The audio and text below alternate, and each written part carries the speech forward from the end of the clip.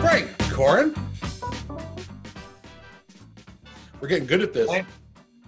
Because, well, I've switched to my MacBook. Everything's Puts me in the right spot. It's all different. Everything's changed. Oh, We have Mr. Bob Barrett on the show today. yes. Bob Barrett is a friend of mine of over 10 years that I met when I moved to Ontario here, and I played in a band with him called, a couple bands actually, different combinations of them. And then I started doing video editing work for him, cutting a bunch of videos, stuff for Canadian Club Whiskey, a couple of different corporate things, Shred It, things like that. So he helped me kind of cut my teeth. And how that happened was we were recording his record in my studio, and he watched me on Pro Tools, and he's like, man, you're really good and proficient at this program. You ever thought about doing video editing? And I thought, I've never thought of it in my life. So that kind of took me that way. So we've had multiple elements to our relationship. So we play music together. We're just good buddies hanging out, and then also the video side of it. So quite a wide spectrum there. He's got a list of stuff a mile long. I mean, who doesn't on this show, Frank? Well, exactly. These lists just keep going. We're all old. That's what it is. You've been around a while. You got a list. So as I was saying, he's a musician. We were in the Monroes together. He's a guitar player and singer. That's his thing. He's like, when I think of artists, I know I've said this before and a couple other guests, but I mean, he's just an artist. Yeah. I'm surprised the guy doesn't do sculpting and like. Maybe he does. I don't know. We'll find out. Things set up at his house. Morning Buzz soup bowls. Frank, should we talk to Bob? Get him to make us some soup bowls. Sure. Well, we just got to buy Kim a wheel, and she'll potter up some soup bowls. There we go. I like that idea, actually. $100 a bowl. Hey, $100 a bowl. not wrong. Where's our markup? So Bob Barrett, he considers himself a storyteller, and he really is. When I worked with him on some of these, even corporate things where, it kind of has a template and it just kind of happens, He really does paint a picture that I've never seen done before. And he's come in and done some photography for me, like still photography, and he's just very, every shot, he's a storyteller. It's just, when you look at a picture, and some pictures are just, oh, that's a nice picture. Other pictures are like, whoa, you stare into it for a while. Yeah. It's crazy. Anyway, okay, so he's a documentary filmmaker, which I've got this from the RD department. Stumbling around with some other words that aren't English, I guess. What documentary is? I was going to say, should I try it? But I'm glad you did it. I don't think that word exists. Yeah. Anyway, that's for the blooper reel. Bob started on TV at City TV. He's worked with companies like IBM, and I said, Canadian Club and Shred It and all that. I mean, that list is huge. Everybody you could think of, from Hyundai to Maxell. Wow. Remember Maxell? No. The cassette tape company. Yeah. Video. Yeah. That's something maybe to ask him about. Anyway, American Express, he's had documentaries. He's an award-winning documentary filmmaker. Yeah. Has had documentaries on Bravo. Right now, I'll get into a little bit about what he's doing. Did you you got anything to add? Did you check anything out? Did anything? I did a documentary on the aviators during World War I and the Avro Aero documentary, and I know there's a new one coming up. Yeah. Sent me a little reel. Right, it was cool, eh? It's called Trophy Town, which looks at BC's Trail BC. They were called BC's Trail Smoke Eaters, and they won the World Hockey Championships in '39 and '61. So the first time they played against, it says here, the Nazis team in Berlin, about 8 months before World War II. Jeez. And then they played the Soviet Union Red Army team during the height of the Cold War, the same year that the Berlin Wall went up. Yeah. Well, that's crazy, man. And we just seen the trailer, right? Yeah, it's pretty cool. They look cool. He's really stories in the visual, even just the visual shows a story. and then you have the voiceover. It's great. Yeah. Really, really great job. So he also did he's working on a documentary in pre-production about Teenage Head, and that's titled Picture. Hammer Band. Hey, From Hamilton. Yeah, that's a cool little connection. So you got to take the reins on that one. Oh yeah. Frankie. It's called Picture My Face. And I'm not going to tell you what kind of coffee he drinks. I'm going to let him tell you, because I'm going to brace for impact when you hear this. We'll get him turned over to the dark side for sure. He's done another one, Into the Wild Blue. There's another one. The one that one that stands out for me that I like is a documentary called Untold Horror, and we talked about this, and it's about the culture and underground culture of horror movies and horror, the horror culture, right? Not WHORE, boys and girls. HORROR. Thank you. Yeah, MISSISSA. Are we good? We're good. We're gonna have to redo another meeting just to start on this. It's a long one. The intermission. Yeah. The intro. All right. Anyway, Bob Barrett, he's an onion, man. Many layers. Let's get him in here. Right on. But he doesn't smell like an onion. He's I don't even know how. We're not that close. Here we go. Bob Barrett.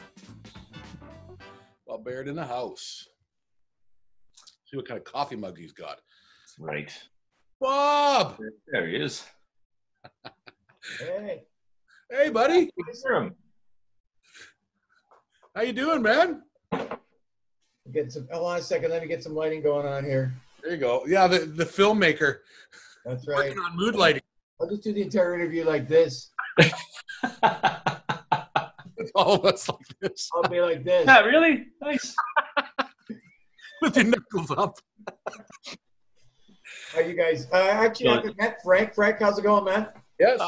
Great, man. Nice to meet you, Bob. You know, just read your CV and all that stuff, and some pretty cool things in there. You know. Yeah. Well, I mean, I try and keep busy, of course, and like all of us.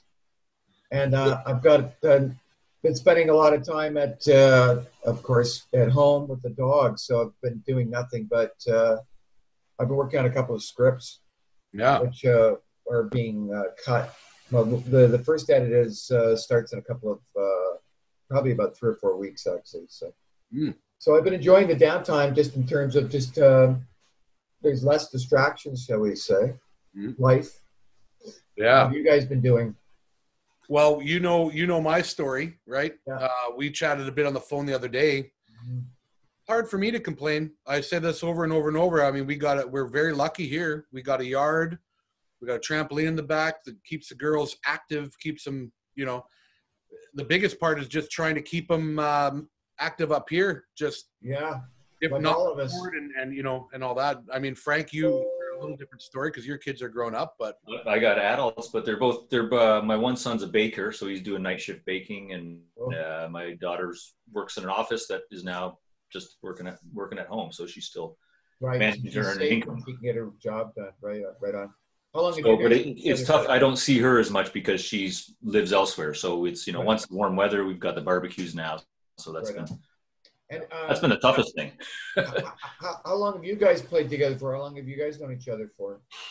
About as long as you and I bet. Really? Okay. So, oh God, what is that now? Like 10 or 15 years? Maybe in a dozen years. Yeah, that sounds about right.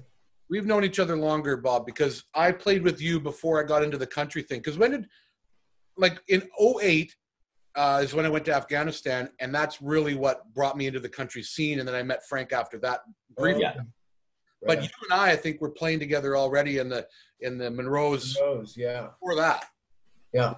I still talk to Steve. Steve and I stay in touch with each other. Cool. And he's still playing. Yeah. Well, I guess everybody's just playing with themselves these days. They're at home. Oh, but insert.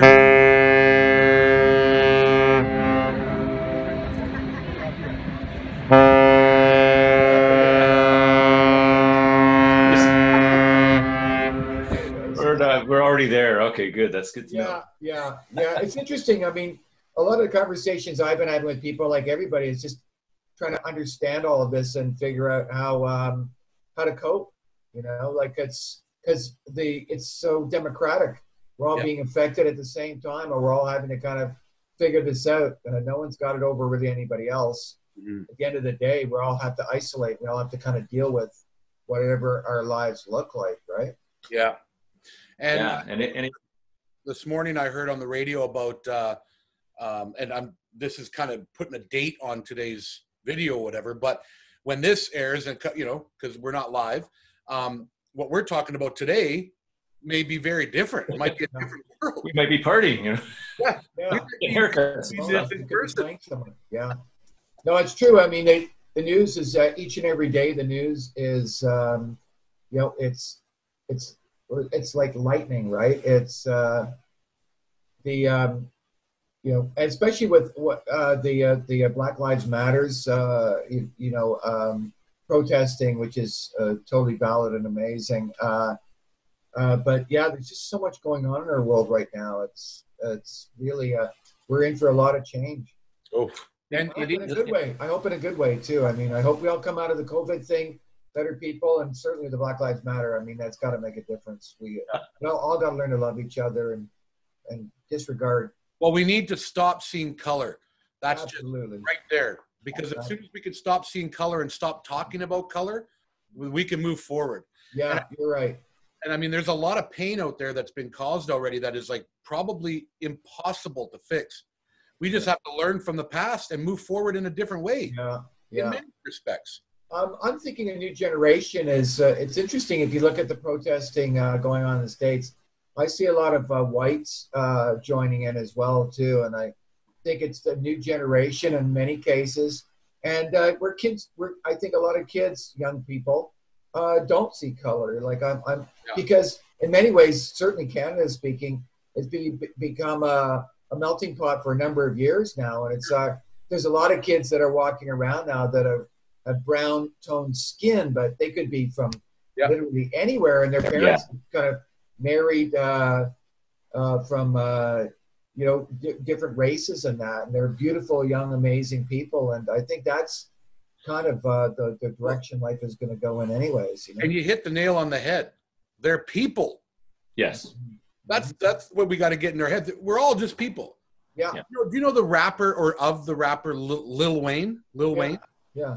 Well, do you know Frank? Lil Wayne? Yes. Yeah. Like one of the biggest rappers, right? And I just watched an interview with him this morning.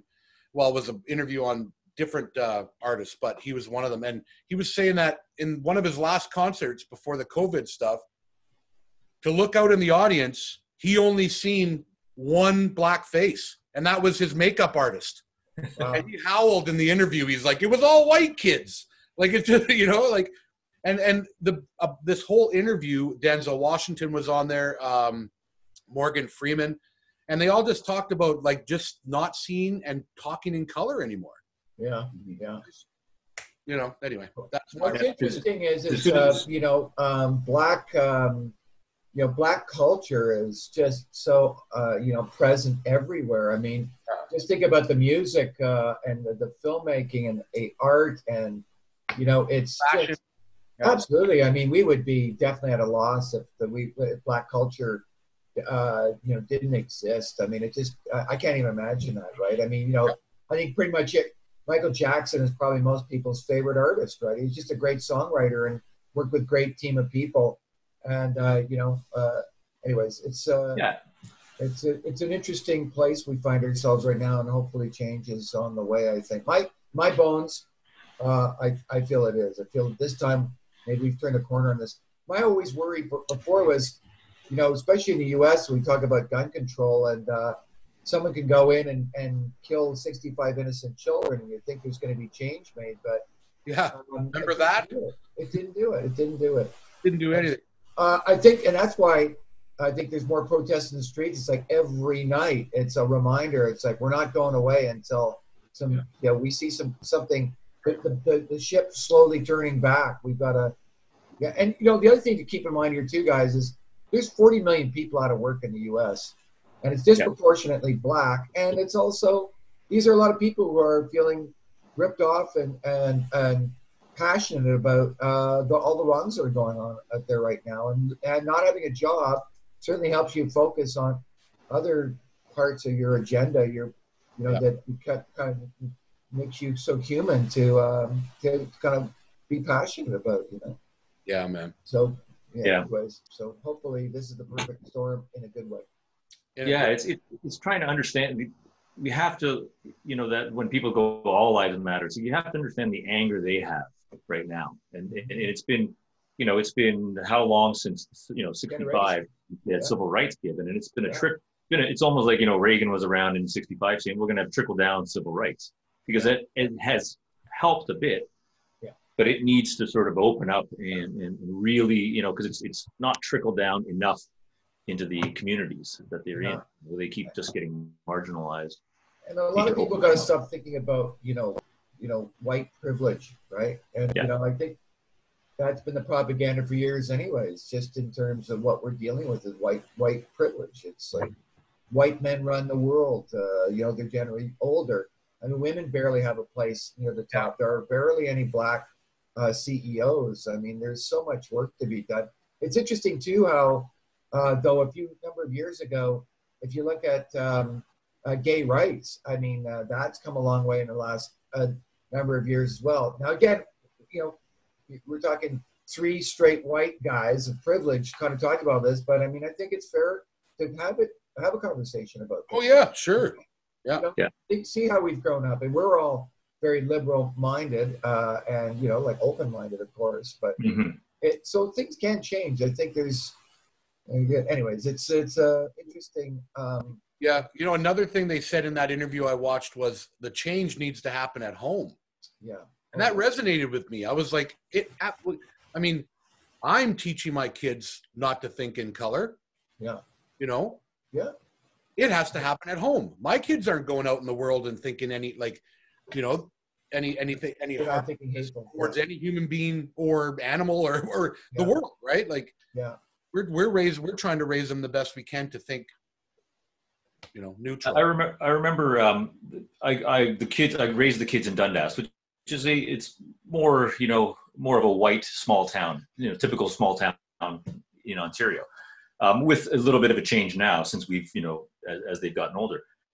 But they did in their school, they did have like Southeast Asian kids, black kids, and stuff like that. And I remember bringing it up to them. I don't know, one of my kids was in grade 9 or something. I said, "Oh, do you guys like what's racism like?" And I was shocked with like, we've never really noticed color, like orientation, sexual orientation. They don't notice it. Like you'll know the person's gay, but it's not something that they dwell on. Yeah. It's just another kid at school. So that gives me pause for, my kids are 25 and 23, so that generation is already thinking outside of our box. Which is it goes back to what I was saying earlier about a good majority of the protesters are just they're like our kids. They're out there. My kids are around your kids' age, a little bit older, but hopefully that's the deal. This new generation doesn't see color. And what's interesting too, I also think about the fact that I'm older than you guys and I've been around Toronto a little bit longer, but I think what's made Toronto much more vibrant and interesting, first from a cultural perspective of like food and music and just the scene, art and everything, is immigration. I mean, it's not just black immigration, it's immigration from everywhere. Yeah. Latin America and Asia and Europe and that. It's just made us a way more vibrant and interesting city. Yeah. The food. Think of all the food that we've enjoyed, like from Thai to pho to ramen. Yeah, look how boring everything was like 20 or 30 years ago. I mean, I'm hungry. I'm hungry too. Yeah, exactly. Breakfast time. Yeah, there was a just in Hamilton now, and I got to try it. And I remember commenting on this because I did and Ed was involved in this. I put an album together of Hamilton artists to raise money for Syrian refugees when they were coming into the Hamilton area. And there's this fantastic Syrian restaurant. It's probably maybe, a couple kilometers from where I am. But I said, someone asked me, what do you expect in 5 years from now? I said, some great Syrian food. That's what I expect. People are always looking for the negative part of what are they going to bring? It's like, they're going to bring their food and their culture. They're going to bring their culture, because I remember that conversation with the boat people in the late 70s. I was just going into high school in 1980. And I remember, like, this is going to destroy Canadian culture. And, everybody most people now will be quite happy to go into a Vietnamese restaurant for dinner, and they're on every corner. Like it's our culture now. You know what I mean? It's a melting pot culture now. It's like exactly. Like that's a foreign restaurant. It's like that's just a great place to eat. Just a great place to eat. Exactly. Yeah. And so you're from. You put an album together of Hamilton music artists. Yeah, there was like Harrison Kennedy, Tom Wilson, Tommy Swick. Susie Vinnick was on it. Ian Thomas contributed one in there. Myself, my kids. So yeah, it was just a bunch of different artists. Cool. It was. I mean, it was great to raise some money. The frustration was when I tried to get some corporate people behind it. I know it's the idea of Syrian refugees at the time was a real hot potato, and nobody wanted to touch it. Like Chapters Indigo, as far as putting it in there, they have a system, and they were like, well, yes, but you're not. We have to take our 30 points still, even though it's a charitable thing. And then they sort of stepped back further and further away from it. So it was just one of those. I was glad I did it, but it was an eye opener to how some people still don't want to see any kind of refugees come into the country. What I was getting from, Yeah, that could be really, I guess, a very sensitive area for corporations as well, too. So, I mean, everybody wants to kind of come forward as a good guy, right? Like a good corporate citizen. But there's all the politics and everything else, the layers of.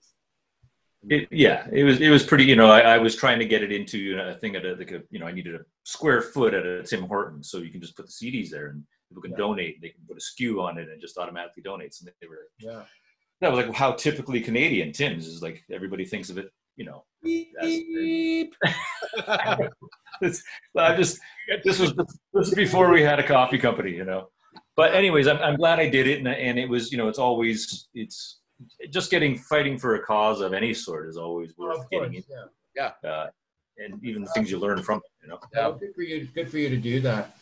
Speaking of Hamilton, do you know any of the guys, any other musicians there? Do you like Tom Wilson knows Teenage Ed? Do you know the Teenage Ed guys by any chance? I do know. I know. I know all of them. I was at Frankie Venom's funeral. Oh, you were? Wow. He was buried in his at the funeral home. Anyways, he had his leather jacket on, Argo's sock button, and his microphone. That's what he was put in the coffin with. Wow. But he had an Argo suck button, which was that made my day watching that happen. I know you're I don't know if you're a CFL, but. I don't know if Ed told you. I mean, I kind of wrote it up when I was pre-pro on all of this, and I spent 10 years. I grew up watching Teenage Ed. I used to go to.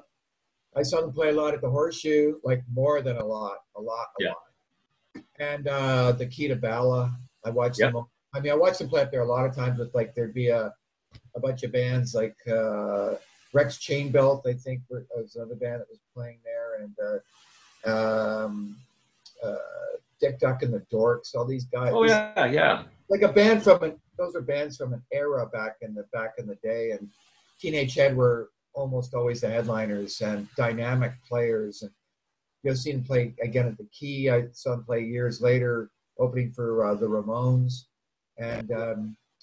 But at any rate, I was always captivated by the band because I love their music and I love their stage presence. And we're all kind of around the same age, and we were all kind of influenced by some of the same bands, like the New York Dolls from back in the day, and the Ramones, of course. And I remember conversing with them, and we'd all been a bunch of us had been at the same show. We went to see Iggy Pop and the Stooges play the Victory Burlesque on Spadina Avenue. That was a strip joint at the time. It was like a 12-seater club. It was like probably maybe 500 seats. Spadina and where? It would have been below Dundas, probably around Queen, maybe somewhere ish around that. Yeah. Gotcha. Yep. And I remember us all, years later. I mean, I didn't know them at the time, and when I watched them play, I didn't know them at the time, but I met them subsequently when we wanted to do a project with them. Which I'll get to in a second, but I remember, we were all influenced by the same the acts and the artists, and which is a pretty powerful connection with somebody because, when you're younger and you're kind of en route to kind of being something, maybe musically or making films or whatever, you're kind of looking for touchstones and inspiration and you know, people an artist to aspire to. And so they were kind of everyone's kind of rock and roll aspiration, I guess. Yeah, even to the riots at the Forum. Right? Pardon me? They had the riots at the Ontario Place Forum. Oh, then they went on to do that. I mean, that's just it. Yeah. When we were first going to those early shows, they were kids just like me, and they were putting a band together, kind of like I had done back in those days. But I mean, they went on to make a name for themselves. And guess what? They could write catchy tunes, and guess what? Frank was a solid front guy. Like he's a hard act to follow. Period. And Gordy had a vibe, right? I mean, Gordy had a great tone. What a great guitar tone. Totally. What do you call a bonehead rock or something? Yes. Guitar or something like that. Yeah. Exactly. It was just so good. And they also had, I think part of their help was, now again, this is late 70s, CKOC, which was the AM station in Hamilton. Yeah. They used to play, they play the top 40. Yeah. They play some country in there, rock, disco stuff would come in there, but they would play Teenage Head in there too as well. Wow. So they actually would play, you know, the DJs had a little bit more control of what they were playing. So I think that helped them, you know, get help that, you know, as far as airplay. Well, you guys are pros. You know, it's like, I mean, pretty much any bit of word of mouth is very welcome in this country in terms of supporting artists and supporting acts and just, you know, in general, that's the way it should be. So yeah, good for them. I actually directed their Teenage Head's last. You can queue it up and run it now if you want. Find it on YouTube. It's called Walking Alone.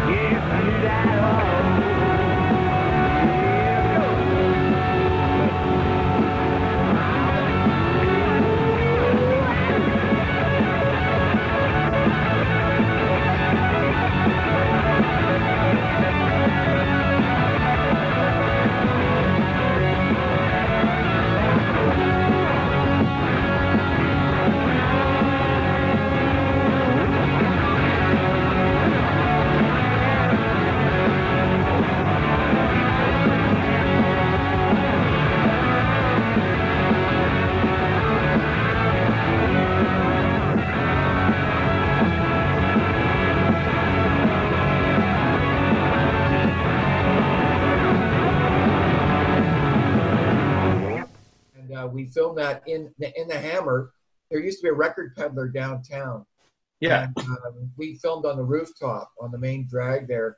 We filmed the band on the rooftop, and then we had been in LA filming corporate stuff for a big client. And we take along a Super 8 camera, and we filmed all these cool people in Venice Beach, right? You guys been to Venice Beach, you know what a zoo that is. Yeah, yeah. We filmed the band in Super 8 on the rooftop, so we mashed all those mashed those images together with the tune, and it's pretty cool. It feels very authentic in terms of Let's kind of vibe. And we got all sorts of characters at the beach just doing their thing. What year was that? Sure. Oh God, that would have been 15 years ago at least. Okay. At least. Frankie's been gone how long now? 10 years? A little, maybe 11, 12 now, coming on that. Okay, I can't think of the date. You'll have to double check. But we filmed with these guys for 10 years. So the music video was just one thing we filmed because it was a gig. But they played my 40th birthday party, and I got up on stage with them and awesome. sang Picture My Face. Oh, that's so great. X-Rays. Remember X-Rays? You guys ever play X-Rays? Oh, yeah. I played X-Rays in Toronto, yeah. Downtown, upstairs, and it was Dan Aykroyd owned it.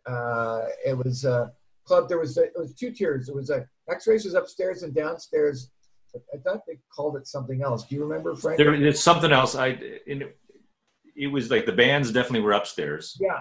Like the full bands. Maybe it might have been like more. Yeah, always send the bands with all the gear. Yeah, I know. You know what I mean? And always the way. They're up or down, one of the two. Drummer. Yeah, well, yeah. But I think they had a PA. I think they had a house PA. Yeah. And I saw other bands there. I saw Moist play there. And I saw Rhymes with Orange. Remember Rhymes with Orange? Oh, dude, of course.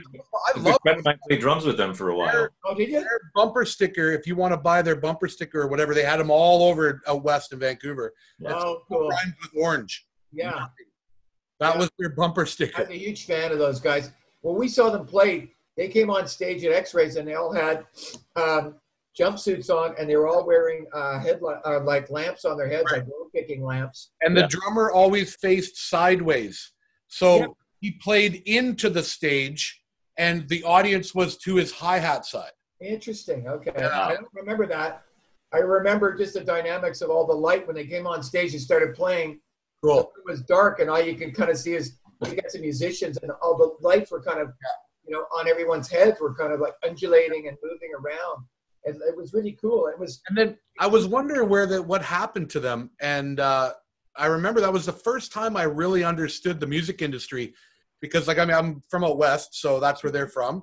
And when I was touring all around there, we'd hear about them all the time, and they just disappeared. I think they had 2 records, and that was gone. That's right, yeah.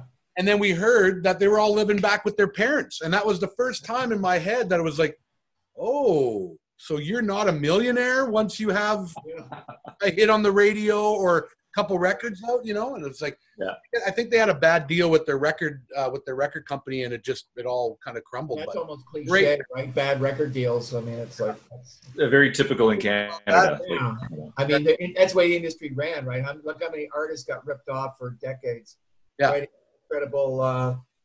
Incredible music, and watching somebody else get rich off of their misfortune. So I remember X-Rays. X-Rays I played. I had a band. I was in a band in Hamilton. We opened for Universal Honey. You remember them? Oh, of course. I knew Universal. I did 2 videos for them. Oh yeah, right on. So that was like they came out of the Pursuit of Happiness, basically. That's right. Oh, Mo and gang. Yeah. And Leslie and what was her husband's name? The bass player. Yeah, Johnny. And, Johnny. Yeah. What was her name? Leslie. Yeah, great people. Yeah. Great one of those videos as well. There's a couple of videos that we. Oh, nice. Yeah, some Universal Honey. Anyway, we'll play a couple little clips of each one of them. Totally do it. We'll cut into it. But this is a good part to talk a little bit about your music side, dude, if you wouldn't mind. Yeah.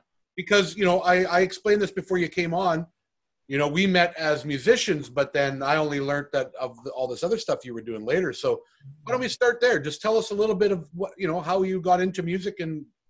Oh, well, I got into music like most guys. I was a teenager and, playing a guitar. Grew up with the Beatles and the Stones. I remember my very first 45 was Get Off My Cloud. My old man brought it home for me. And nice. I was so thrilled. And every Christmas as a kid, I couldn't wait to get new albums from my grandmother by the Beatles and the Stones, etc. And going down to Sam the Record Man on Boxing Day and standing in line to buy albums at $2.99 or $3.99. That was I was in seventh heaven. Like most young people who love music back in the day, that was, for me, it was, it was a pilgrimage, basically, to go to Sam's. And just for the people that don't know, Sam the Record Man in Toronto was like one of the biggest record. Oh, it was a mecca. Oh, it was a mecca, and Sam the Record Man had been there forever. And Sam and his family supported Canadian musicians, and there was all sorts of photos attacked inside, and it was kind of beat up and well-loved store. It was, and they had expanded it, but I mean, wow, I can't say enough good things about Sam the Record Man. I used to take a bus from Hamilton to go shopping there. Not a new problem. Going to Sam's. No surprise, because it was sort of locally a local legend for sure. And anyway, so I picked up guitar, I think, and I know I did. And I remember taking guitar lessons at Hudson's Music in the West End of Toronto. And I found out subsequent later that Hudson's Music was where Dave Bedini from the Rio Statics, that's where he went for his guitar lessons as well. Oh, right on. Cool. I think a lot of those guys are from Etobicoke, that's where I grew up, in Etobicoke. And he wrote a great book, by the way, Dave Bedini. Either you guys, you play with him, or do you know Dave Bedini? No. In Search of Hockey was the one I loved. Yeah. And he also wrote On a Cold Road, I think. It was about touring back in the 80s, and which is a great book. Dave Bedini's very excellent. Pardon? On the Cold. If you just look up Dave Bedini and you kind of look at his, I'm sure it'll be on his wiki page. He's a wonderful writer, Dave Bedini, and a great musician, obviously. But really great writer. Anyway, so I played in bands in high school, and then guess what? I got a job. I started working at City TV way back in the day, and so I started playing in a band at City TV as well, until I found bandmates at the station, and we put a band together, and we would play station parties. We played Larry's Hideaway. Yeah. Did you guys ever play Larry's Hideaway? I never played Larry's. I played the Hideaway in St. Catharines, but never Larry's Hideaway in Toronto. Larry's Hideaway was another notorious spot where Teenage Head played a lot. And it was at College and Jarvis. There's a park there, Ellen Gardens. It was actually a bar in the middle of the park. Cool. Mm-hmm. And anyway, changed in the last 15 years. I've only been here for 15 years. Wow. When you talk to a lot of people from the area, like other guests that we've had, or even if I'm talking to Frank or anybody, or if other friends that have been here for their whole life or brought up, or everything changed 15 years ago. It's way different now. Yeah. Sam the Record Man, when I first moved here 15 years ago, Sam the Record Man just closed. Yeah. I never even got to walk 1 foot into that place. But yet the sign was still up. But I think you came here at a time of culture change anyways. This goes back to the conversation we had earlier about immigration, and what started making the city was more dynamic were immigrants. And, they would be, again, just to go over old territory really quickly, bringing their food, bringing their art, their culture, their music, of course, their vibe. So you came at a very dynamic point in the city's history, in my mind. Well, I think it was a decline in the music industry, though, because when I came here, all the jazz rooms were still open, right? Yeah. The bistro, like all that stuff. Yeah. When I started playing, I was playing in rooms that don't exist anymore. And I'm not even talking about the big ones that got closed down during COVID, but even the El Macombo thing. And then a lot of rooms that just everybody talks about playing aren't here anymore and haven't been. What's interesting is, that brings up an interesting point in terms of the culture of going to see live bands. Is that kind of old school now? Does live music, beyond concerts, we all kind of get that, but does a small local music scene matter to people anymore? I don't know. I know that people are starving for it, but I don't know how this is going to come out of it. I don't know if anybody does. How could you know?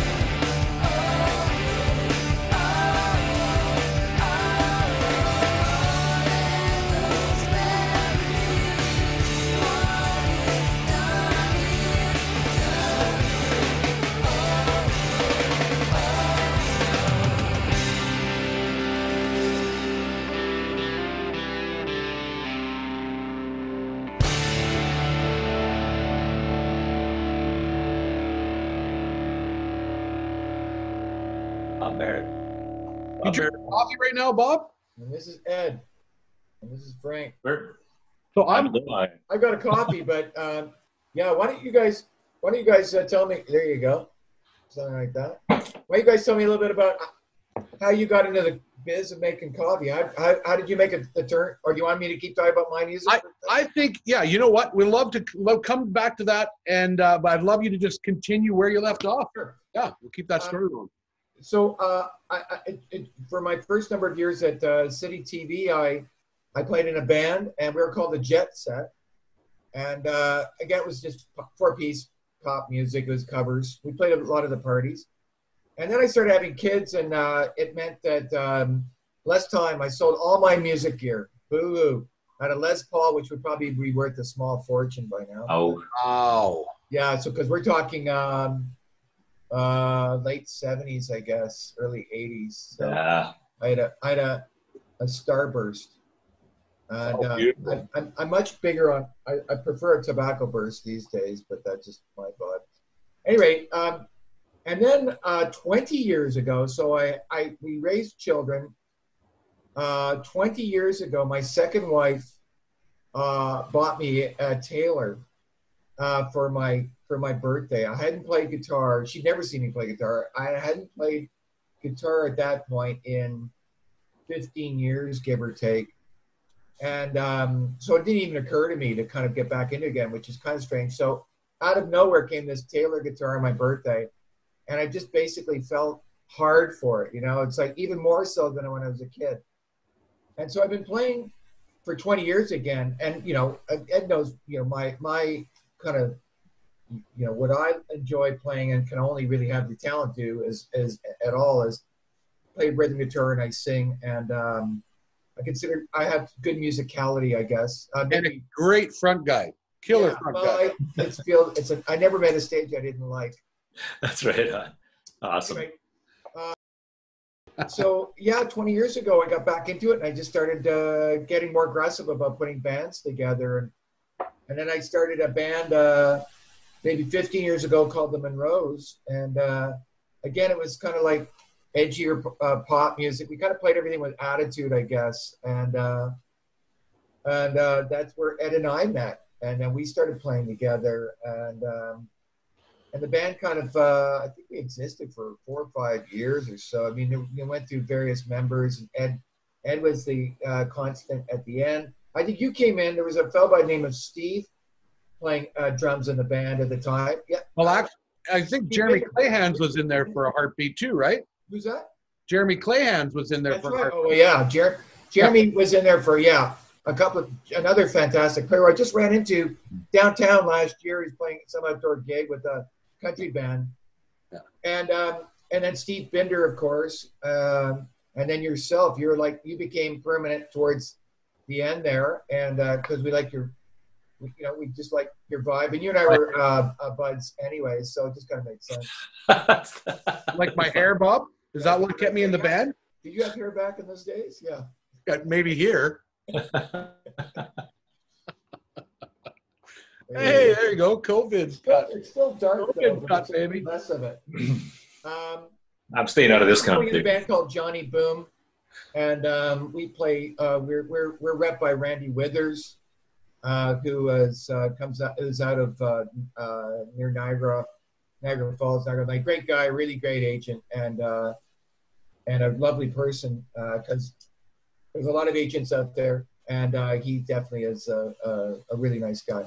So the band plays all over the GTA. We tend to play a lot in Orangeville at the Black Wolf. We play the Black Dog in Pickering.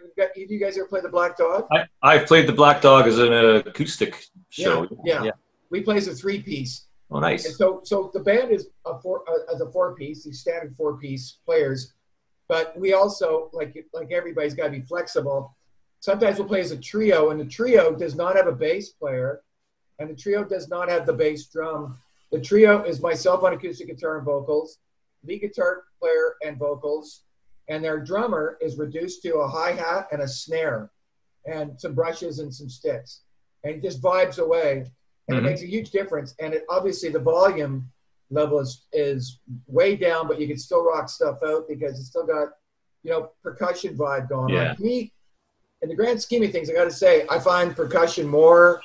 That's the third guy that I want in the band, not the bass player. Interestingly, yeah. I love bass. I've played quite a few gigs where it's just me on a snare drum and two acoustic guitars, not even acoustic and bass, just two acoustic guitars, and because it adds that rhythmic element to it, and that will get people up dancing in a small little bar environment. Totally. We get that all the time. Yeah. It's really tasty, and it's volume that that most bars can totally handle. Because I don't know about you guys, but when I go somewhere and there's a band playing, if it's too loud, I'm out of there. I just don't want to be yelling at companions or my partner when we're out. And so volume to me is really important. At any rate, so yeah, we I mean, up until of course we've all taken this big break, we were gigging anywhere from 2 to 5 times a month, I guess. And so, you know, for part-time players, over the last number of years, I've been probably playing 40 to 50 times a year. So nice. A bit of a gig pig considering I don't do it full time, but I don't like to turn gigs down. And they've been everywhere from duos, trios, and 4-piece. So. When I was playing with you guys, we were playing every weekend.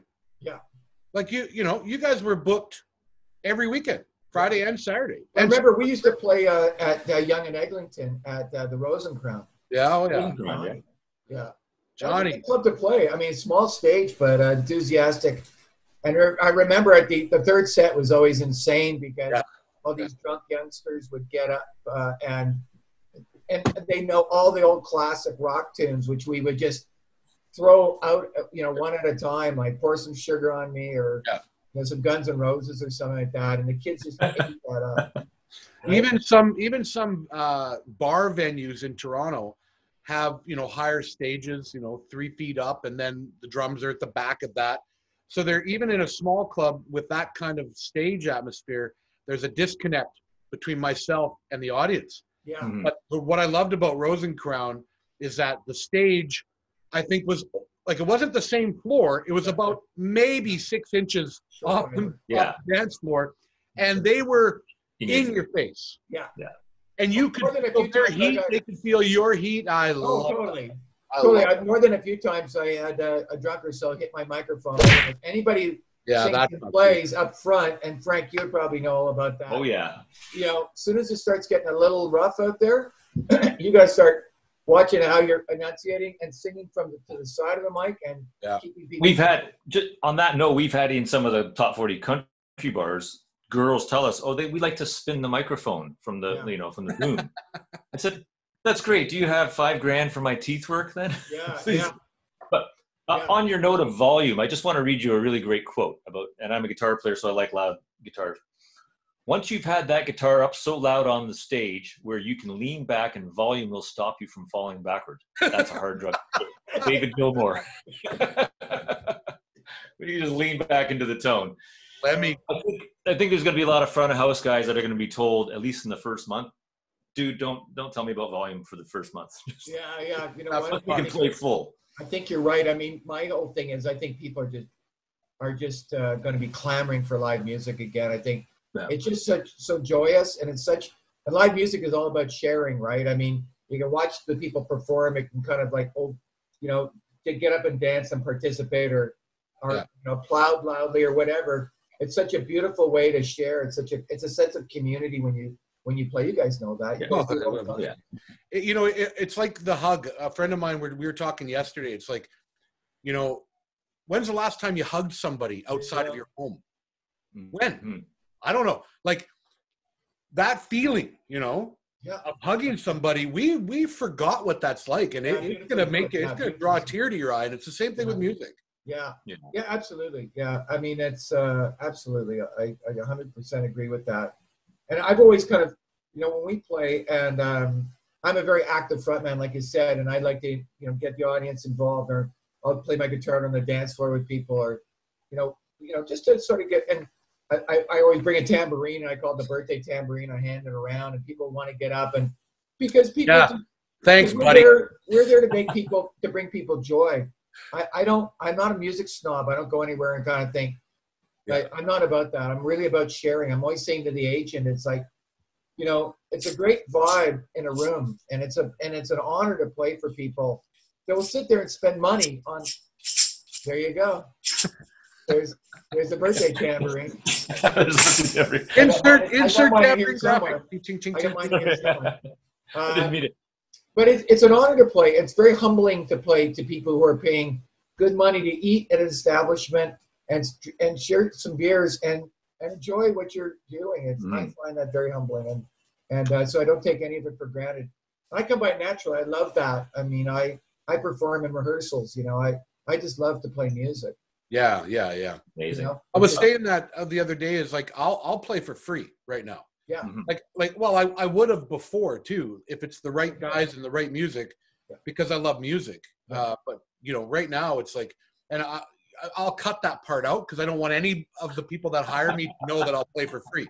Yes. But you know, between us guys, yeah, we just want to play, and it's going to be scary that first time on stage. It's going to be exhilarating and scary and everything. I think Frank's going to start a Foo Fighters cover band though. I've been asked about that a few times. I want to go back to your. I want only a few, Dave. Dave, no, I'm not Dave. I didn't catch that last bit. Dave Grohl for sure. Oh, yeah. Oh, there you go.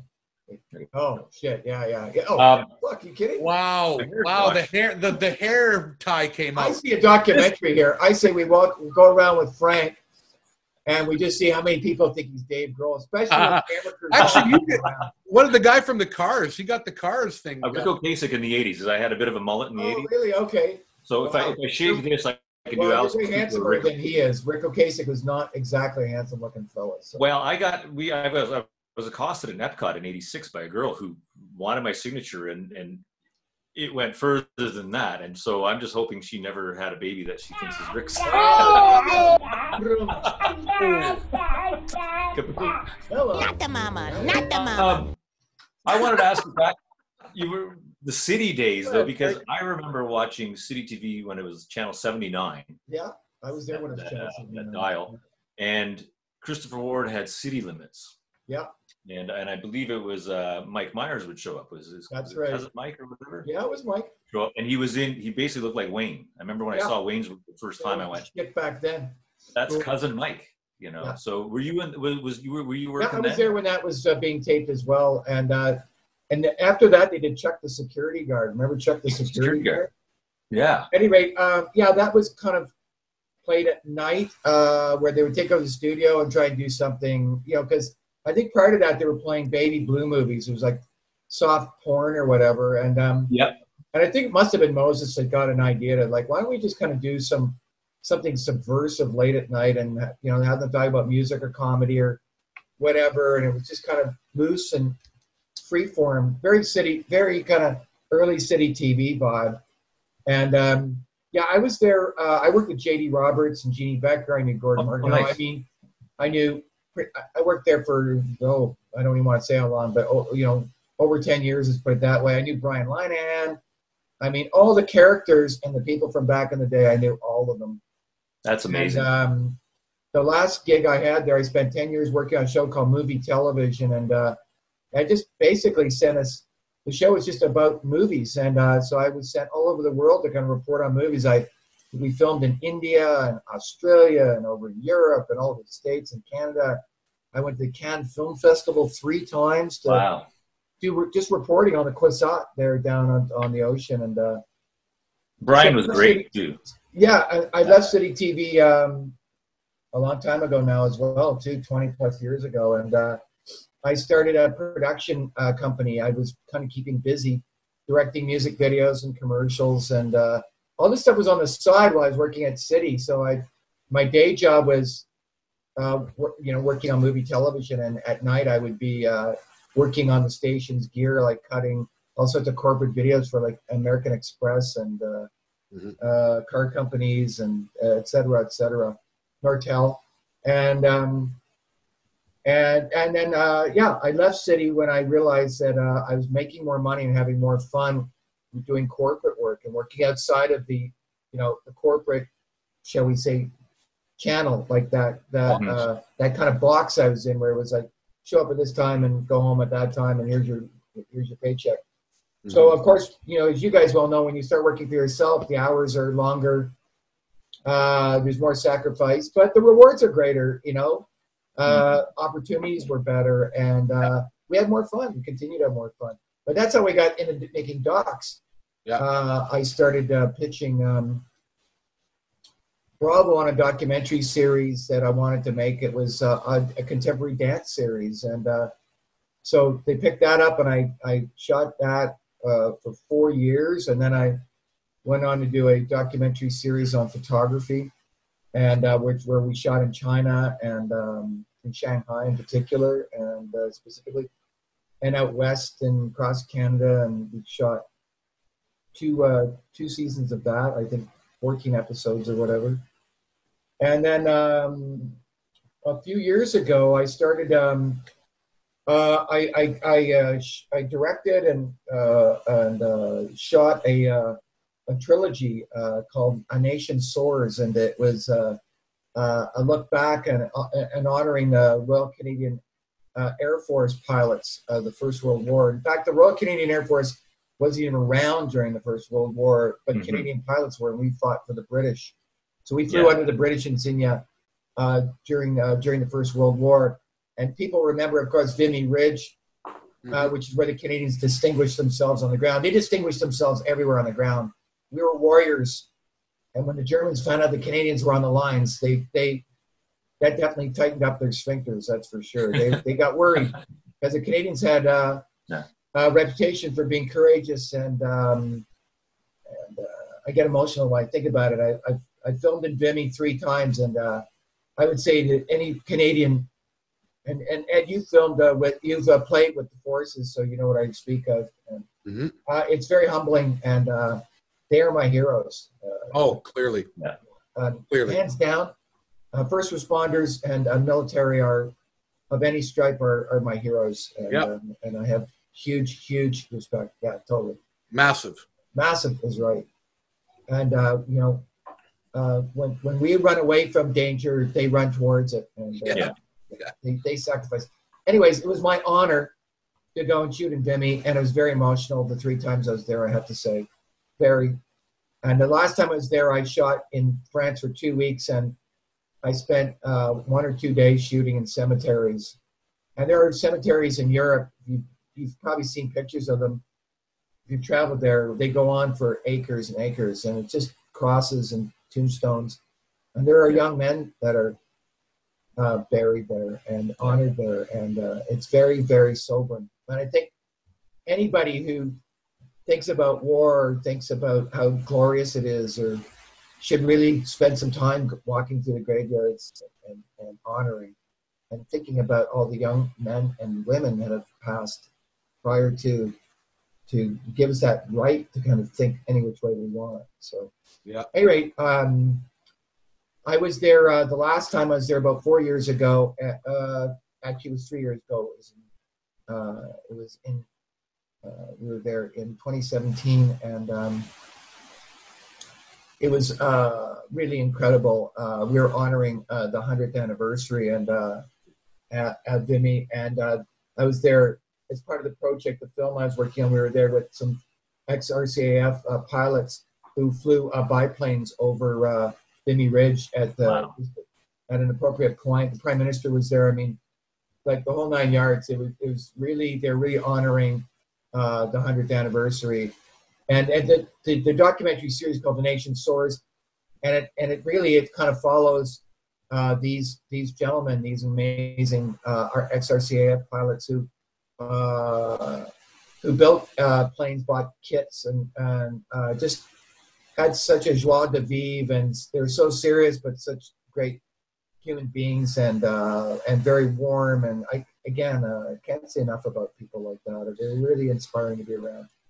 And they brought the planes over to do that flyby, didn't they? Yeah, part of the filming was loading these aircraft onto a C-17 in Comox, British Columbia, which is where I love that place, by the way. They began staging. Yeah, we were shot. The RCAF let me shoot on base.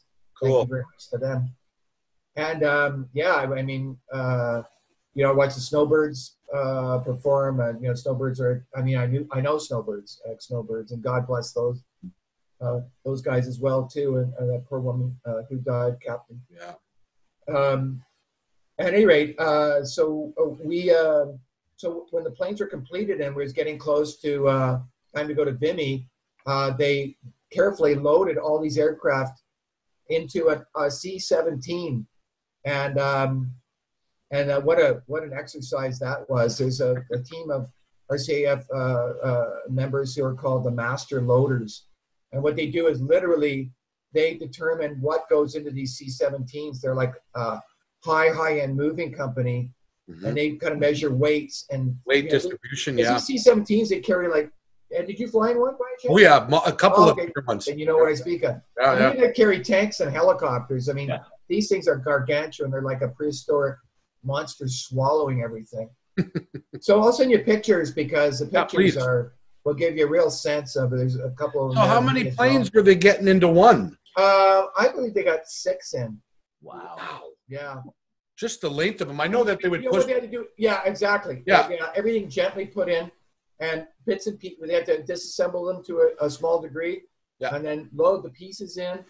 And it took a number of days just to ready the aircraft. Sure. And it took them an afternoon, all hands on, to load these things on. And then they flew it from Comox. I got off at Gander because I had a gig in Toronto.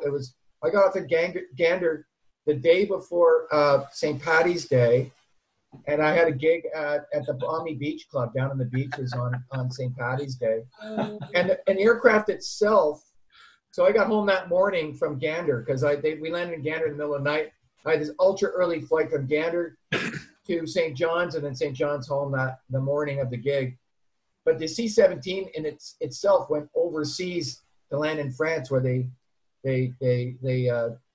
took the payload out and reassembled it, and then we flew with these guys. They all flew out of a place called Lens, which is I think it's maybe about 50 kilometers from Vimy, but that's where we staged all the aircraft. Did you get to fly with them?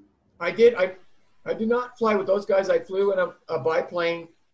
If you live in the Toronto area, there's a great and once things open up again, there's a great place in Brampton called the Great War Museum. And the Great War Museum, there's a bunch of fellows there, team there, women and men, who build biplanes and fly them. And you can go there and you can buy a ticket to go on a flight. And it's open, it's open cockpit. And I flew on one. We were filming some air to air. I was filming.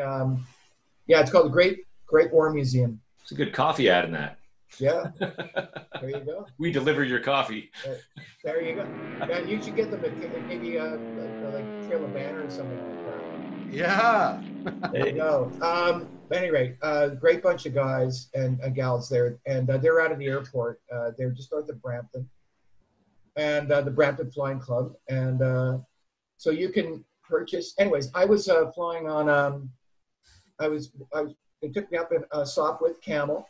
And it was a 2-seater, and so I was in the back with this open cockpit again, filming a Red Baron type aircraft. It was a German, 3 fixed wing deal, and we were filming. I was filming it just kind of like action shots, where it's like, and they would kind of like throw a little bit of smoke out as well too, just to yeah. And then we were shot with, but by the time we got to Comox, we were shooting more GoPros, and so because. This series began shooting. We went to Vimy in 2017, but the series really began shooting in 2015. We shot a film a year, and the GoPros had just started to come on board now. Nowadays, most pilots have their own GoPros. Like when we shot in Vimy, everybody had their own GoPro. And we actually, one of the pilots was currently with the RCAF. He's a younger guy, and he had all the GoPro stuff.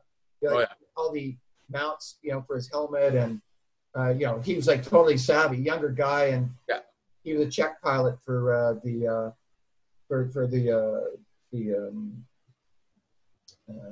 guys, the pilots. And anyway, it was definitely a highlight for sure. A highlight. That's awesome. Yeah. That's amazing. I remember filming in my life, and that'll always be one of them. Absolutely. That's a great thing about, you know, it's interesting. What I've loved about my career, and I've always loved about my job, is I kind of get VIP passes to go to places where people can't go. I take a camera. Once upon a time, I just directed. Now I'm a director cameraman. And big thrill for me is going to traveling internationally and getting a VIP pass to, I don't know, it could be literally anywhere, and being able to film. I've got somebody I work with who has got a gold mine, and I've shot in a gold mine, like a kilometer under the earth, for instance. And well, you know what? Before we talk about your recent one, which we'll get to, right? There's one I wanted to ask you about. Sure. Which we talked about in our relationship a couple of years ago. That I know you were doing it, but I didn't think it was done yet. Was the Untold Horror? Oh. Because that is like, you want to talk about getting VIP passes to get into some behind the curtain stuff. Yeah, that is a work. That's a work in progress. Interesting, you should mention that. That's been on our radar. We've been working on that for a few years now, and 4 or 5 years, I think. And I'm working on that with a creative partner named Dave Alexander. And Dave Alexander was the editor and writer, was a head writer for a magazine called Rue Morgue magazine. Street Morgue. Street Morgue. Morgue Street. I met Dave, Rue Morgue magazine, and he and his other creative partner cooked up an idea about doing a series on horror films that couldn't get made, and what the stories were behind the scenes about. And in a lot of cases, when films become potentially a project, they start doing workups, like somebody to write a script and somebody to do a storyboard, and other people will build maquettes of things, and maybe they'll film something as a sizzle reel or whatever. So the idea was to interview all these filmmakers and have them talk about projects that never got made. And last summer, we filmed in LA with a bunch of filmmakers down there. The guy who directed the Chucky films, and cool. etc. You know, even the filmmakers who have gone on to have really incredible careers, they've all got films that they couldn't get made. And so it was really a matter of them talking about the ones that got away, shall we say. So it's still work in progress. I mean, it's taking it's a passion project, let's put it that way. And it's been kind of, what has happened in the last couple of years is I've been filming another film on the Avro Arrow, and it's called Into the Wild Blue. And the Avro Arrow was a interceptor fighter jet the Canadians built in the 1950s, and it was so far ahead of its time. It was kind of a weird kind of Back to the Future story, as I like to call it, because they built these aircraft to meet and defeat Russian bombers coming over the North Pole to attack the United States, really. And the planes were created, and they were considered bleeding edge technology at the time. We had the best aircraft engineers in the world working in Canada, in Malton. And what the government decided to do in 1959 was scrap all the planes that they'd finished. They were actually starting to fly them. They were doing production line aircraft. Instead of building one, they went into assembly because of the Cold War. They wanted to kind of get the lead out and get these aircraft cranked out and get them in the service. They were that concerned about the Russians and the war, the Cold War. So Canada destroyed them, and their final resting place was in a scrapyard in Hamilton. That's where they were finally disassembled, in a scrapyard. And so a number of years ago, I started doing interviews on the Avro Arrow, and I started filming at there was an aviation museum in Downsview. And I filmed there, where they built a full-size replica of the Avro Arrow. Of course, it didn't fly, but it looked spectacular.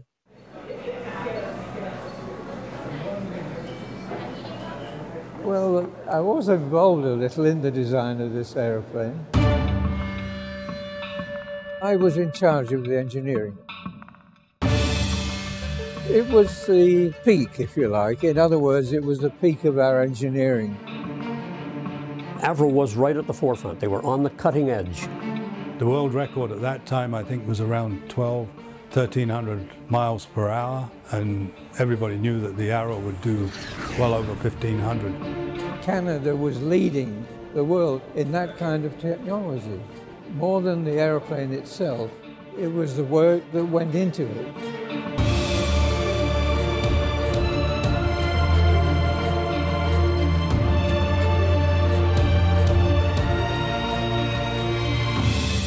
Probably heard about the free flight models, 8 or 10 of which were launched over Lake Ontario.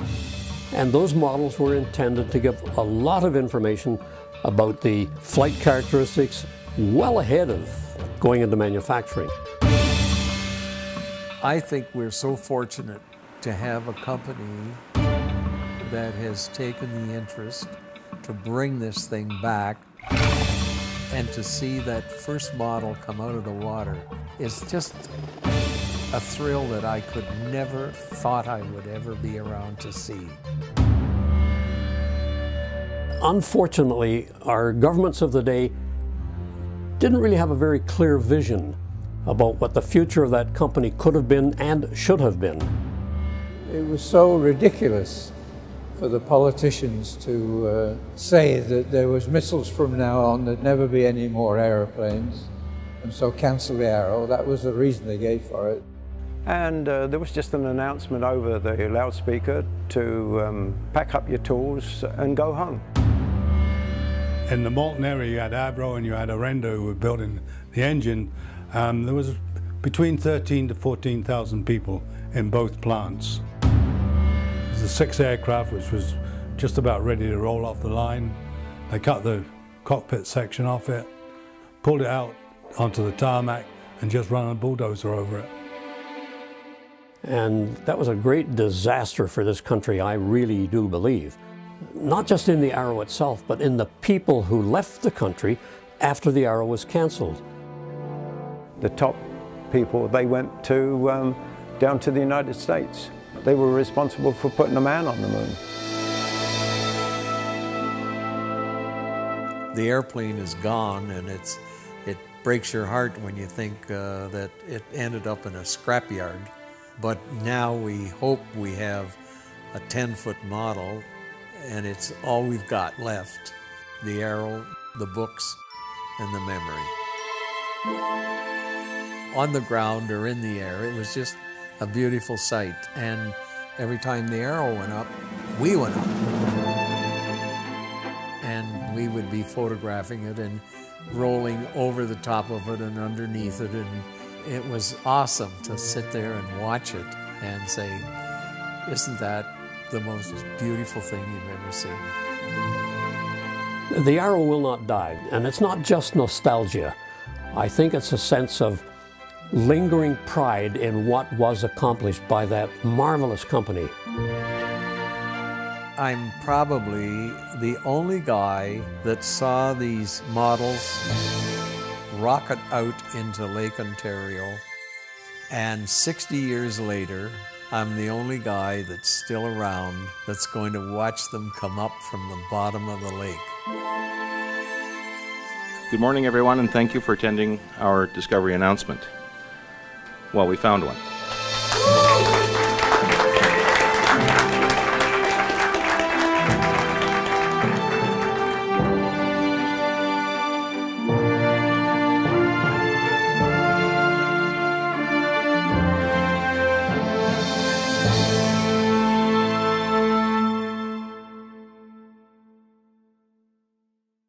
It was fascinating to kind of watch, how crowds of people just really dug the aircraft, and it was so spectacular.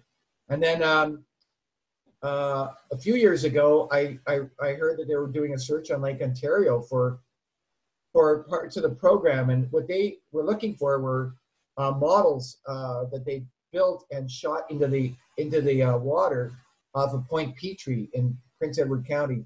And the reason for this is they were testing avionics and telemetry. So they would build 10-foot models of the aircraft and fire them out at super slingshot them. Yeah, like blasting. You'll see in the trailer. It's like fascinating. Cool. Yeah. So anyway, that is being turned into a 6-part series right now. It was originally going to be a film, and now we're exploring it as a 6-part series because there's so much content. So from the perspective of the search and of the history, because we've interviewed these dudes who worked on the aircraft and have these incredible stories, and the fanboys and the fan club is massive, and people who love aircraft and especially from that era, they're all over this. The history of that fanboy club. Mm-hmm.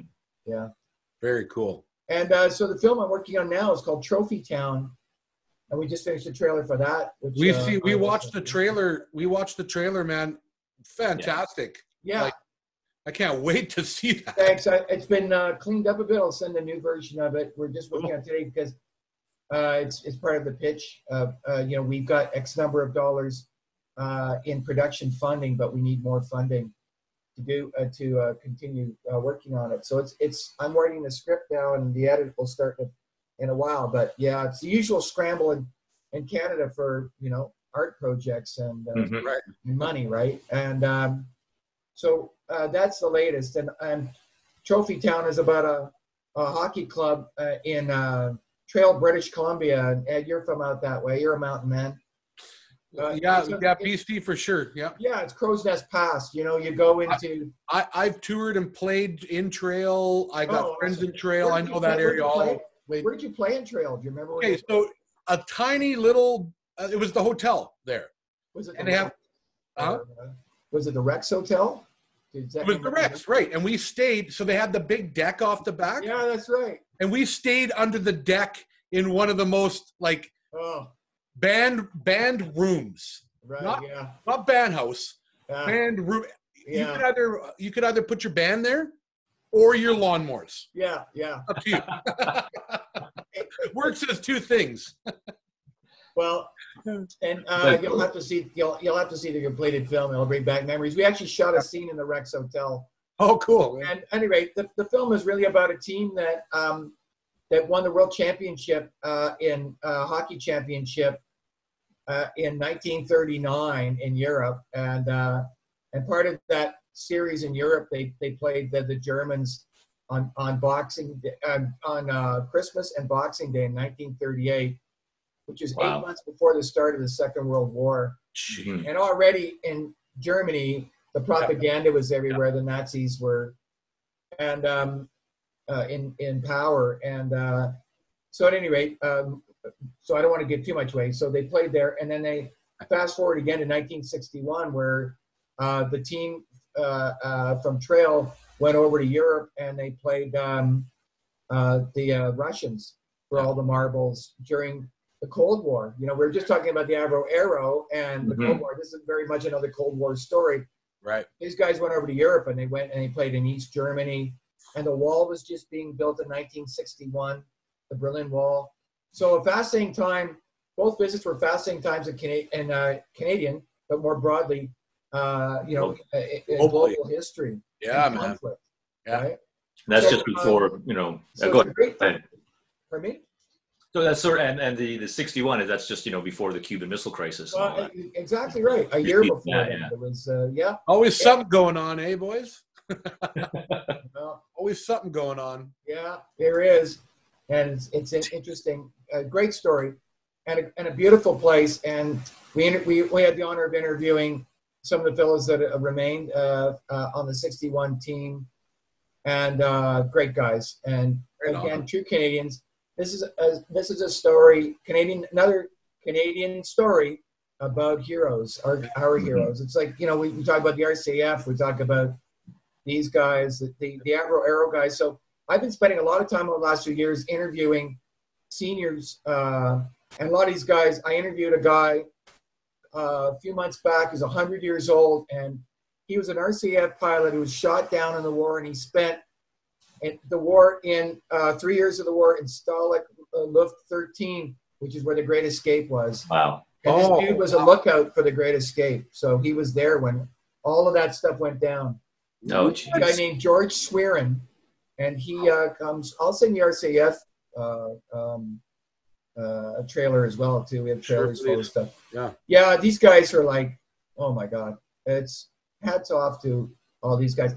And what's so inspiring about interviewing people who are of that age is how sharp these guys and women are. It's another inspiring project, simply because what these people did, and the fact that they can talk about it with absolute cognitive, ability to kind of reach back to those memories and articulate them so amazingly. So yeah, it's been an amazing ride. So that's kind of where things are at now. The Teenage Head guys, when we get around to that, they're going to be considerably younger.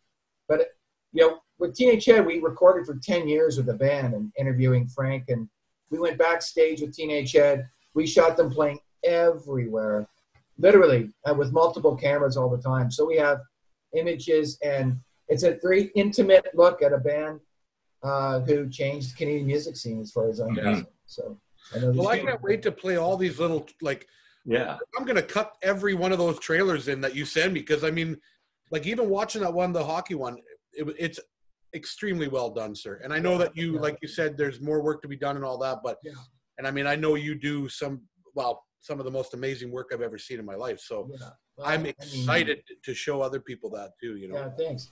And geez, we got like 1 minute left. You see it too. That's good. Can we come back one more? Yeah. It says, where's my finger? Yeah, 113, 109 left to play now. Picking my nose. We didn't even talk about coffee. Let's come back for one more if that's cool. We gotta if you got time. One more. Yeah. All right. Okay, cool. Roll it, Bob. Take us out. Come on, Bob. Take us out. Here is a trailer for my new project, Trophy Town. Check it out. Nice.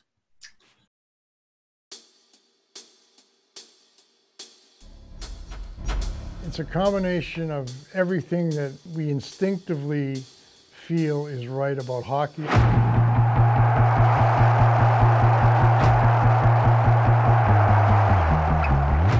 We always wanted to play for the Smokies. There was a chance that history was going to be made. Trail is a town quite near Vancouver. That was a dream that we had. You take great pride in the fact that you wore that uniform. And they were all my brothers. The league was tougher than today's NHL.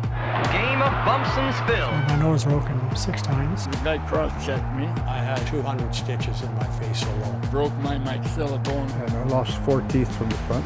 Followed up through and broke my jaw here. A couple broken on the bottom. There was no quarter asked and none given. It's not even comparable. In 1,000 rinks in 1,000 towns, here's the great Canadian game, hockey. The 1961 World Championship was in some ways the story of David and Goliath. It was a team from a tiny little town in British Columbia taking on the big bad Soviet machine. When we landed in Russia, they had all the spotlights on us. You wouldn't get off the plane and the guys are with the machine guns. Sport becomes a stand-in for war. Crowd is identified as enemy. The final game in the '61 championship started out pretty rough for us. You could cut the tension with a knife.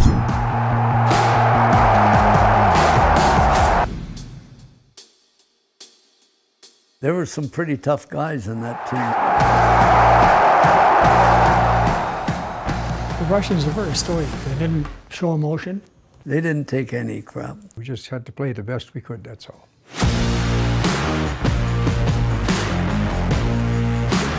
The Soviets were the Soviets. They didn't want to just win at hockey, they wanted to conquer the whole world. And here was a bunch of crazy mountain men saying, forget it, we're going to stop you.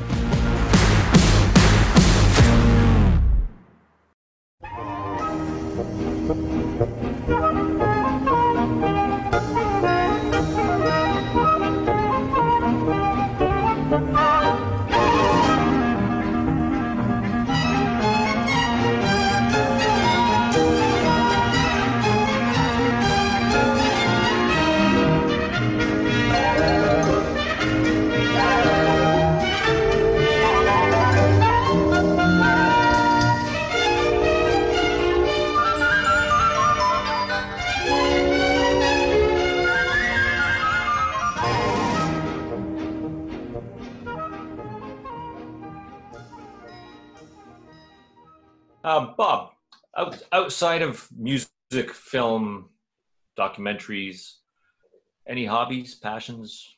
You know? No. What's your puppy's name? Teddy. Teddy.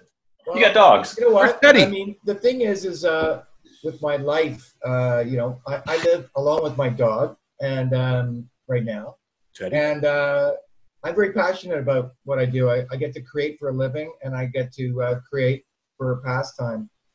And I'm basically, I mean, between picking up a guitar and picking up a camera, I'm satiated. I love that. I was thinking about entertaining the idea about trying to learn keyboards since it's lockdown. Just some simple chording is all. So I'm contemplating that, to expand that. I mean, I'm like, you know, because I got a dog, I go for dog walks. I mean, I've got good friends. I belong to a poker club. There you go. Yeah, so I've got that kind of stuff going on. But yeah, you know, apart from that, you know, it's interesting. I think if you talk to a lot of people, they don't have hobbies. They don't have anything outside of work. And, you know, for me, it's important to have the music has a place in my, well, it's a place in my heart, my soul. Yeah, So, yeah. As you guys, I mean, you know, I could just imagine playing poker with face masks now. You can really bluff. Well, you know what? We're playing poker on Zoom. I sit here when I play on my computer. I have Poker Stars. Okay. And we have like a private room that we Oh, amazing. And then I have an iPad sitting here, and we just played it on Friday night, and we each put in $60 or something like that, and yeah. And there was no problem with lag or communication. No, it all works great. Yeah, it all works great. And we really don't know when we're going to see each other again. It's like, again, I don't want to keep going talking about COVID, but I mean, it's just made us all really rethink, right? And thank God we have technology to help people get through, because there'll be a lot of people that are coming out the other end of this won't have coped very well, and maybe this will have helped a few. And I saying to somebody the other day, I think we all got to be gentle and respectful of people trying in this day and age, because there are a lot of people that are going to be having issues coping and having mental health stressing out, alcohol and perhaps drug issues. Oh yeah. You know, isolation, loneliness, and anger and frustration and confusion and like, it's a melting pot of just insanity. And I think for our craziness that, you know, we got shut down as musicians, like, you know, it's like, that's 95% of my income just got stopped hard for both of us. And, but we had the coffee company to completely take once CERB came through, the emergency benefits, it's like, okay, now we can focus on running the coffee company. I mean, let's be clear about that, so we don't get sued by the Canadian government. As you know, Bob, when you start a company, any company, we are literally making zero money, Frank and I. Yeah. There's not enough money in the budget to pay ourselves. No, I know. So we're eligible for that benefit, but you know, I mean, this company is just surviving, like it's just paying its own bills, because that's the way companies are. In a way, the timing was perfect for starting the company, but I mean, you would have preferred to have still been playing and just a juggling act, of course. Mm-hmm. Yeah, well, you guys, no, I mean, you guys are entrepreneurs, you know. I'm an entrepreneur in terms of, you know, like, but I'm just saying, I'm not doing anything. I'm writing scripts, you know, and so it's kind of like, but that's important to me. It needs to be done. But yeah, I mean, I haven't done anything either. Yeah, that's right. We've all been sitting at home, and I'm lucky that I could, you know, I had stuff to keep me, you know, like concentrating on. You know, it's all like reading transcripts and that kind of stuff. But well, you know, talking about the isolation thing again, this is a perfect segue into your isolation records. Desert Island Records. You can choose 3. Nobody follows those rules whatsoever on this show, because they end up coming up with like 14, you know. It's hard. If you can cut it down to 3, you're stuck on an island. Man. How you made it there and how do you have a record player, I have no idea. But you have 3 records. And this question is, before we do it, is more of a personal thing, because I've either been reintroduced to music that I used to listen to, or introduced to new music by some of these questions. Yeah, so and that's the beauty of music, right? You know, you can rediscover it or discover it. It's a bottomless pit of amazingness. Music. That's a good question. That's a hard one for me to ask because like everybody, I've got Spotify and I've been listening to all sorts of stuff. Recently somebody turned me on to a new band, or a band I wasn't aware of. You guys ever heard of a band called Sticky Fingers? They're an Aussie band called Sticky Fingers. I've heard that. Yeah, I've heard that name. They have a reggae vibe to them, and they're really amazing. An album I've always enjoyed is Rubber Soul. And so that would definitely have to be up there for sure. Great. Rubber Soul. And I also like the Rolling Stones, Green Grass and High Tide. Another great album. Some same era. And I'm not like one of those guys stuck in the era. And then what have I been listening to recently? Oh gosh. I've been listening to some Talking Heads lately. I mean, Talking Heads is another amazing band from another era, of course. And David Byrne's still doing some amazing music. Yeah. Like the stuff we saw the stuff on Saturday Night Live just before everything got shut down, where he's on there with. I didn't know that. Just absolutely amazing. I mean, there's certain musicians who are just artists through and through. You know, it's like I look at David Bowie as the same. David Byrne as well. Just in terms of what you know, the totality of their art is not just limited by music. I can say that, but it's much broader than that. You know, it's image and architecture. I mean, it just goes on and on and on. Amazing. Yeah, I would. You know, it used to be an island record for me would have been AC/DC's. Not AC/DC. How Dare You by 10cc. Yeah. Remember How Dare You? That's a no. There you go. Reintroduced to a record. 70s. Yeah, there's one worth digging up again. Another great group of songwriters. Yeah, you know, it's hard for me to say. I would be really, you know, certainly Led Zeppelin 1 was a seminal record in my life, and that would probably make the grade as well. I remember when first hearing Led Zeppelin 1, I'll tell you this story really quickly. Do you guys, either of you guys know a band called the Carpet Frogs? Yes. Yeah. Nick Sinopoli and Godovich and Greg. Yeah. Godovich doesn't play with them anymore, but they're like Burton Cummings' backup band, and they're like managed by Sam Boyd, who's a good friend of mine who used to manage Teenage Head, and he manages. He's Burton Cummings' road manager, and he's working with me on the Teenage Head film. But anyway, where was I at? What was the story I was trying to share here? Yeah.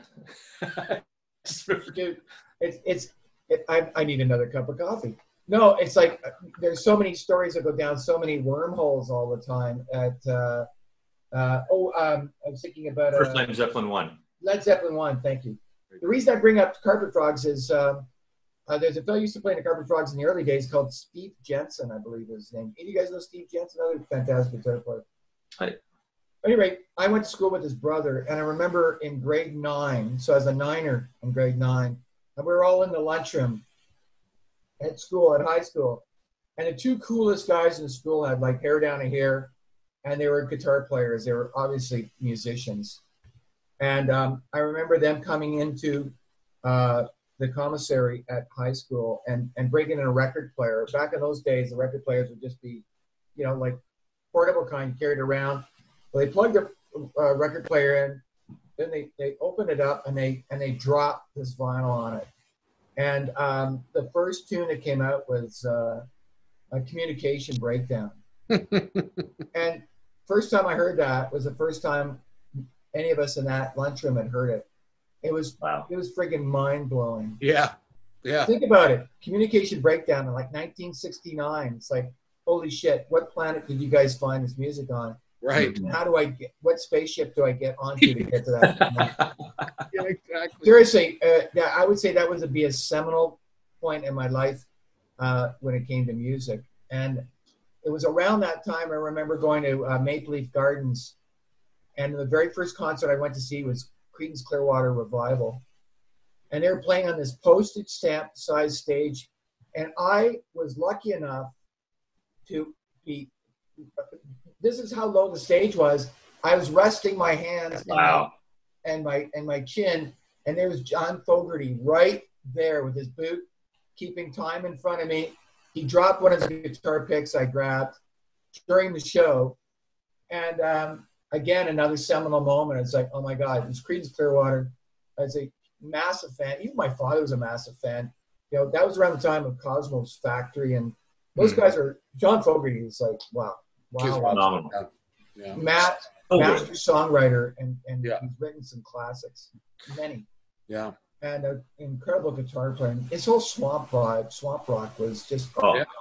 Well, you know, Frank, you play country, and of course, Ed, you play country a lot now. I'm sure some Creedence Clearwater finds its way into set list when you guys play from time to time. Yeah. Oh yeah. Lots and lots. So much fun to play his stuff. Oh. You know, especially when you're playing it right, because too many people are, you know, Vegifying it. Yeah, of course. Yeah. You got to keep it gritty. Keep it gritty. Keep it real. Yeah, like it was written. So what are you watching these days, buddy? Are you watching anything in your isolation period? You know what? I don't. I've been watching a lot of CNN. I have to say, I'm sorry, because I'm a news junkie. Well, I worked in a newsroom for years when I worked at City. Yeah. I'm a news junkie, and we're going through a fascinating time in history. I mean, from COVID and now Black Lives Matters, and I'm watching history. We're all living through history right now, and I'm fascinated by how it's covered, and technology, which is allowing us all to be in the same place at the same time now, allows camera crews and reporters to be embedded into action on the streets of the U.S. and Canada, of course, with CBC. So I'm watching CBC and CNN a lot, and I was watching a lot of hockey reruns and classic hockey stuff. Cool. You know, when I made Trophy Town, I got hooked on hockey again because we went to some games in Trail, BC to watch the Smoke Eaters play. Right on. And that just got me, you know, I loved it. I loved being there in the arena with local town people and everybody having a wobbly and a pretzel or whatever, and just giving it for the team. They got a live band in there. This place, you know, with brass section and the underwear band they're called, and fantastic players, and they just get you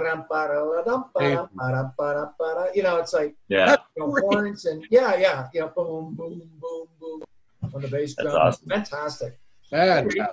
Yeah, good, clean, kind of wholesome hockey fun, right? In the arena and cheering on your team. So I mean, apart from that, it's been you know, I haven't binge watching anything else. So how about you guys? What's been your binge watch? Oh, an editing screen. Coffee statistics. Coffee statistics. You know, I'm watching a great documentary right now about Garth Brooks on Netflix. That is actually, it's a multi-series documentary, and I'm surprised. I mean, I've always loved Garth Brooks. Is like, you know, when he came up and he was like the top of his game. I was a country boy in Alberta. I mean, that was the country music I grew up with, was Garth Brooks, Vince Gill, stuff like that. Which I would think, and a few of my friends would agree, that that's kind of the end of the country work, you know, where rock kind of came in and then it all changed from there. Anyway, the documentary is fantastic. I recommend it to anybody. Just about the music industry, you know, as well. It gets quite involved with the music industry and the business side of it, and the frustration and challenge of being an artist and a businessman. Yeah. You know, and trying to play both those roles. Yeah, of course. It's worth a watch. Yeah, you know, there's been a lot of great documentaries made on the music industry and on artists as well. So those are always worth having a look at. Someone just recommending one to me recently called Supersonic, which is obviously a documentary on Oasis. Oh yeah. Frank, when you were growing up, who kind of inspired you when you started picking up a guitar, or were there guitar players that you aspired to? Ace Frehley. Really? Wow. That was the start, and then I very quickly got into I got into like some prog and Zeppelin. Yeah. So it became Jimmy Page, Jimi Hendrix, Pete Townsend. But Ace Frehley was the guy that I wanted to have a smoking guitar and wear the makeup. And, did you ever play in a Kiss cover band? No.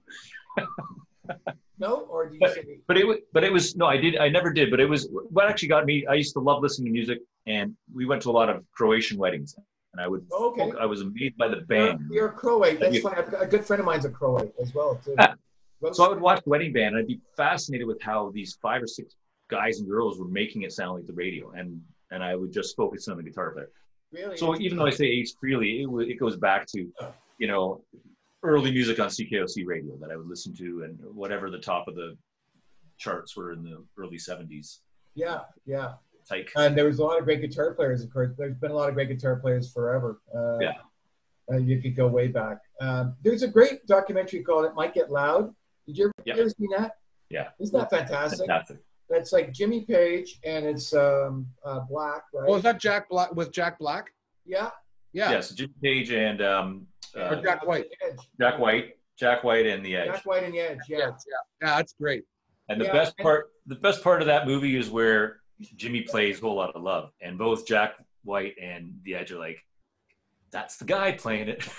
You know what? I'm just going to say that's everyone's favorite part of the film, the fact that these rock gods actually have their own guy that they look up to. Jimmy Page is like, and yeah. Wow. Hey, Bob, humble they were. Yeah. What's next for you, sir? Well, I mean, again, right now we just finished the trailer for Trophy Town, and we're going to make the film now. I mean, cut the film. It's all shot, and I'm working on the Agro-Aero thing, and then I've just got a project that's come up that's going to take me to Saskatchewan to shoot with the Métis Nation out there. Oh, nice. I'm working with a Métis director and shooter as well too. So whereabouts? I'm not going in the capacity as a director. I'm going in the capacity as a camera person to work with him. Nice. Whereabout in Saskatchewan? I'm not. It's going to be a few locations actually.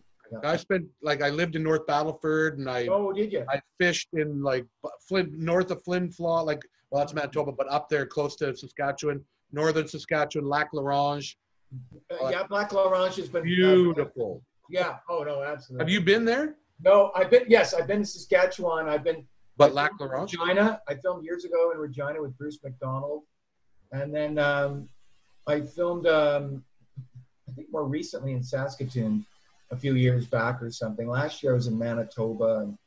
Have you been North Saskatchewan though, like to Lac La Ronge? No, I don't think I have. I think as far north as I got was Saskatchewan, or it was Saskatoon. It's like two completely different provinces. Yeah. It's all bush and lakes up there, and down south is all the farming fields. It's crazy. We were talking at one point. There was an idea that came along about doing a piece on wheat and Thunder Bay, because Thunder Bay is, we always think of the last spike. Well, the first spike is actually in Thunder Bay, and of course the whole idea of the railroad was to bring the wheat to transfer it over to ships to feed the world, right? And we were the breadbasket of the world once upon a time. So it was an idea to go, and I came up with the idea of shooting across the prairies, but talking about the idea of wheat, but also talking about the demise of the grain elevator, the classic Canadian symbol, and how a lot of them are just being, there's just bigger grain elevators and new technology that's taken over. So this symbol of the prairies, is beloved symbol of the prairies, is becoming, very rare. I got to see a demo of one of those things, like an explosion control. Wow. A controlled explosion, bring one down. Is really Yeah. That's happening more and more of them these days, and unfortunately, it's a great Canadian story. There's so many great Canadian stories to tell. Really, there is. And I was considered an honor to have people let me into their living rooms to help them share their stories. And you're the one to do it, brother. You got a fantastic guy. Well, looking forward to watching some of these. Yeah, so do I.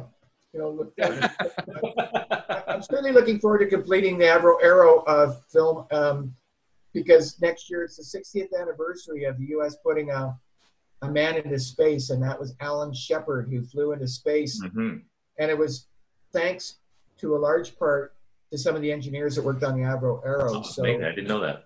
Yeah, they worked on the Mercury and the Gemini programs, and then Apollo. Yeah, so Canadians worked on that stuff. I mean, yeah, Canadians have made a huge difference all over the world in many ways. We're just quiet about how we get things done. That's right. We're not loud, and we're just humble and quiet. But you know, our stories are legion, and we got to tell our own stories. Bob Barrett, thank you, brother. Thank you so much. We're honored to have you on the show, man. Well, I'm waiting for my cup. Do I get a cup for being on the show? Well, this is I've just graphed this on, like this is. Oh, that's a sticker. That's the Starbucks beep cup. The graphic is following it. Forget everything else. It's Morning Buzz or nothing, right? Morning Buzz, dude. Can we do this again in person when we're okay to? I love that. Yeah, for sure. Yeah. We can jam actually. That would be awesome. That's a nice. We're really going to be able to add that element of music once we can do it. Oh yeah. I would love that. I would totally love that. Yeah, that would be. Bob, take us over one last time. Oh, go ahead. You guys ever watch Daryl's? Oh yeah, dude. Oh yeah. Is that not like? Oh, that's amazing. Just the Joe Walsh one. Oh, Joe Walsh. I mean, I've seen a lot of performers on that show. Cheap Trick. Cheap Trick. Yeah. Train. CeeLo Green. Yeah, like a lot of great ones. Yeah, man. We'll do. You know, the next one we'll do Bob's house. There you go. We're gonna come over here to Teddy. Bob and Teddy. Teddy's house. There you go. He's over there sleeping. Oh, the Teddy and Bob show. 1 second here. Have a look at this. Are you wearing pants, dude? You got pants. No. You kidding? Yeah. Cheap plug. Oh, there you go. Right on, dude. Look at that. Amazing. Isn't that cool? That's incredible. Yeah. That's their second album. That's a great way to go out. Look at that.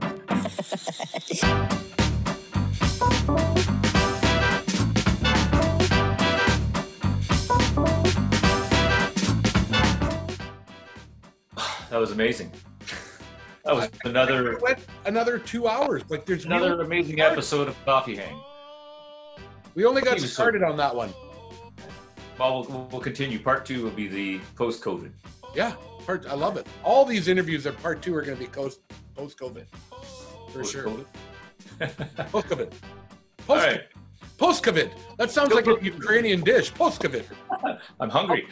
I'll put the ingredients and the directions right down here. Post-COVID pierogies. Just create them. Let's make a dish. Frank, it's been a pleasure, dude. Likewise, man. Love you, man. Wish we could do this in person, but say la vie. Say la vie. That is life. Folks, thank you again for joining in on Coffee Hang. That was Bob Barrett, documentary filmmaker, musician, and great guy. Documentarist. He said it. Yeah. Anyway, peace out. Have a great week. We'll see you next week. Thanks for hanging out with us. Take care. Frank, be you, baby. Be you. No, not B.O. Be you, baby. See you, buddy. Go be me.